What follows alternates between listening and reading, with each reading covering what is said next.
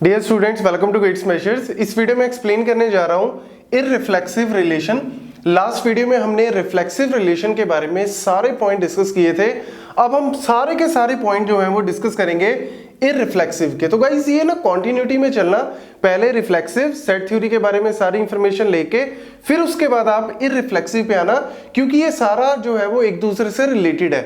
और इस वीडियो में हम लोग इररिफ्लेक्सिव से रिलेटेड सारे इंपॉर्टेंट पॉइंट डिस्कस करेंगे। चाहे आपके competitive exams, college university exam कहीं पे भी पूछ लें, आप इजीली आंसर कर सकते हो। तो गाइस फटाफट से वीडियो को लाइक कर देना, चैनल को सब्सक्राइब करना अगर अभी तक आपने नहीं किया, और अगर कर भी दिया है और डिवाइसेस से सब्सक्राइब करवा सकते हो। सब्सक्राइबर्स बहुत जरूरी है।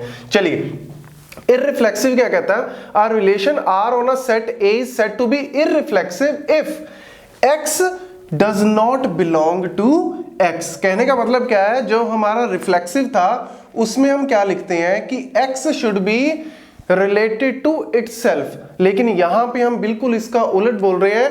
यहां पे हम बिल्कुल इसका उल्टा बोल रहे हैं। क्या? X should not be related to itself, मतलब खुद से वो रिलेटेड नहीं होना चाहिए। वो वाले सारे पेयर्स हमने लिखने हैं इन द इररिफ्लेक्सिव। तो x is not related to x for all x belongs to A, that is x comma x should not be a part of relation. जहां पे भी आपको एक्स कॉमा एक्स मतलब comma के इधर और इधर ए सिमिलर एलिमेंट मिले, जैसे 1 1 2 2 3 3 4 4, ये सारे के सारे पेयर इसमें नहीं आने चाहिए, not even a single pair. ठीक है ना, ये पॉइंट जो है वो दिमाग में रखना। मैं आपको एग्जांपल से समझाता हूं। लेट्स से सेट ए है, उसमें 3 एलिमेंट है 1 2 3। अब मुझे पता है ए क्रॉस ए में ये सारे 9 एलिमेंट्स आएंगे। अब अगर मुझे इररिफ्लेक्सिव लिखना है तो मैं क्या करूंगा? इररिफ्लेक्सिव में मैं 1 1 2 2 3 3 का not even a single pair, एक भी पेयर जो है वो 1 1 2 2 एंड 3 3 से नहीं लूंगा। गेटिंग द पॉइंट और नॉट? रिफ्लेक्सिव क्या कहता है कि सारे के सारे पेयर होने चाहिए डायगोनल वाले, जो 1 1 2 2 3 3। इररिफ्लेक्सिव कहता है not even a single pair, एक सिंगल भी नहीं होना चाहिए। मतलब अगर आप लेट से कोई रिलेशन ले लेते हो, उसमें ले लिया 1 1 1 2 इस तरीके से। अब देखो 1 2 तो ठीक है, x is not related to itself, यहाँ पे 1 है और यहाँ पे 2 है, तो ये कंडीशन बिल्कुल सेटिस्फाई होती है। लेकिन यहाँ पे देखो 1 1 का मतलब क्या है? x x, मतलब सिमिलर पेयर जो है वो आपका आ गया।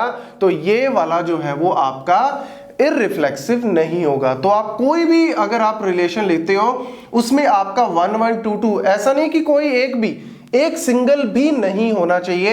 मतलब आप 1 2 ले लो, ठीक है, 1 3 ले लो, 2 1 ले लो, कुछ भी इस तरीके से ले लो, लेकिन इनमें से ये जो 3 आपके पास डायगोनल है, इनमें से एक सिंगल भी नहीं होना चाहिए, एक भी ऐसा नहीं होना चाहिए। तो यहां पे मैं आपको एक छोटा सा पॉइंट और बता दूं। कई बार एग्जाम में पूछ लेते हैं कि यार अगर मेरा कोई भी सेट नॉट रिफ्लेक्सिव है, ठीक है ना, मतलब अगर रिफ्लेक्सिव का आपको पता लग गया क्या होता है। अगर लेट्स से कोई भी आपको रिलेशन दिया और वो बोल रहा है कि इट इज नॉट रिफ्लेक्सिव, तो it means it is irreflexive. क्या ये सही है या गलत है? अगर वो नॉट रिफ्लेक्सिव है तो क्या ये इररिफ्लेक्सिव है? इसका मतलब ये हो गया कि ये इररिफ्लेक्सिव है? नहीं, ये भी गलत है। उसका रीजन क्या है? जैसे देखो मैं आपको एग्जांपल से समझाता हूं। लेट्स से आर ले लिया मैंने 1 1 2 2 एंड लेट्स से 1 2, ठीक है, 1 1 2 2 और 1 2। ये आप 1 2 भी यहां पे मत लो, 1 2 भी लेट्स से यहां पे मत लो, आप चाहे सिंपल 1 1 और 2 2 ही ले लो। अब देखो आपको क्या लग रहा है, क्या ये रिफ्लेक्सिव है? नहीं, ये रिफ्लेक्सिव नहीं है। क्यों? क्योंकि इसमें 3 3 वाला नहीं आया। रिफ्लेक्सिव बोलते हैं सारे पेयर्स आने चाहिए, इसमें 3 3 वाला नहीं आया, तो means it is not reflexive. But क्या ये इररिफ्लेक्सिव है? नहीं, ये इररिफ्लेक्सिव भी नहीं है। रीजन 1 1 वाला पेयर और 2 2 वाला पेयर आ गया, तो एक भी इस तरीके का पेयर नहीं आना चाहिए। तो हमेशा दिमाग में रखना कि अगर नॉट रिफ्लेक्सिव है, it doesn't mean it is irreflexive. नहीं, ऐसा भी कोई ट्रू नहीं हो सकता, ठीक है ना। तो ये कंडीशन जो है वो आपके दिमाग में रखना। और अगर आपको पूछ ले स्मॉलेस्ट पेयर, या आपको पूछ ले कि लेट्स से आपको कोई भी रिलेशन बनाना है, उस रिलेशन में आपको नंबर ऑफ वैल्यूज लेनी है, नंबर ऑफ आपको सेट लेने हैं, और स्मॉलेस्ट सेट होना चाहिए इररिफ्लेक्सिव के केस में। आप कौन सा बना लो? 5 वाला जो है वो बना लो। कहने का मतलब क्या है कि आप एम्प्टी ले लो, ठीक है ना, 5 भी मतलब इस तरीके से आप एम्प्टी ले लो। अगर आप एम्प्टी रिलेशन ले लेते हो तो empty relation is what? Irreflexive. तो स्मॉलेस्ट कौन सा होगा इररिफ्लेक्सिव? That is 5। नल को आप बोल सकते हो smallest possible irreflexive relation. Getting the point? तो ये रिफ्लेक्सिव है? नहीं, ये रिफ्लेक्सिव भी नहीं है क्योंकि इसमें कोई भी पेयर नहीं आया सिमिलर वाला 1 1 2 2 3 3 वाला। तो ना तो ये रिफ्लेक्सिव है, means it is not reflexive, and it is irreflexive because इसमें हमने कोई भी पेयर जो है वो 1 1 वाला नहीं लिया। तो इस तरीके से आपको कई बार इररिफ्लेक्सिव या फिर रिफ्लेक्सिव से रिलेटेड क्वेश्चन पूछ लेते हैं, उनके बीच में रिलेशन क्या है ये पूछ लेते हैं। और लास्ट में अगर हम बात करें तो लार्जेस्ट सेट कितना हो सकता है, मैक्सिमम आपके एलिमेंट इररिफ्लेक्सिव के केस में कितने आ सकते हैं? इररिफ्लेक्सिव के केस में मैक्सिमम एलिमेंट आपके लार्जेस्ट सेट में कौन कौन से एलिमेंट आ सकते हैं? आप सारे के सारे पेयर उठा लो एक्सेप्ट नॉन डायगोनल, मतलब आप कोई भी डायगोनल वाला पेयर मत उठाओ, सारे के सारे नॉन डायगोनल पेयर उठा लो, that will be the largest set. और आपको पता है कि नॉन डायगोनल एलिमेंट्स कितने होते हैं? लास्ट वीडियो में मैं बता चुका हूं, n स्क्वायर टोटल एलिमेंट्स होते हैं, n डायगोनल होते हैं, तो नॉन डायगोनल कितने होंगे? n square minus n। तो यानी total number of irreflexive relations possible is 2 raise to power n square minus n। आप इसमें से, क्योंकि सब आपके पास चॉइस है ना, इसको लो चाहे ना लो, लो चाहे ना लो, तो 2 raise to power n square minus n where it is what? Non diagonal pairs possible in a cross a।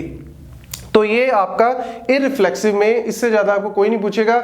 Generally आपको एग्जाम में ना कई बार इस तरीके से पूछ लेते हैं कि लेट से आपको दे दिया कि रिलेशन है लेस देन, रिलेशन है less than on a set of all real numbers, क्या ये इररिफ्लेक्सिव होगा? ऑब्वियसली। कैसे? आप कोई भी रियल नंबर ले लो, लेट से 1 ले लिया, अब 1 कॉमा दूसरा भी आप 1 ही लोगे, ठीक है ना, 1 कॉमा 1, तो क्या 1 comma 1 means 1 is less than 1 होगा? नहीं, कभी भी वो सेल्फ पेयर में लेस देन कभी भी आपका नहीं आएगा। तो यानी इस लेस देन वाले रिलेशन में कभी भी 1 1 2 2 3 3 वाला कभी नहीं आएगा, तो means it is what? Irreflexive. Getting the point? हाँ, अगर आप इक्वल टू लगा देते हो फिर ये रिफ्लेक्सिव है, फिर ये इररिफ्लेक्सिव नहीं है। लेकिन अगर आप लेस देन ले लेते हो तो ये बाय डिफॉल्ट क्या बन जाता है? ये बाय डिफॉल्ट बन जाता है आपका इररिफ्लेक्सिव, बिकॉज इसमें कोई भी सेल्फ पेयर जो है वो 1 1 2 2 वाला नहीं आएगा। तो इस तरीके के क्वेश्चन जो है वो एग्जाम में पॉपुलर है, आपको ये सारे पॉइंट जो है वो नोट कर लेने अपने नोटबुक में। Thank you.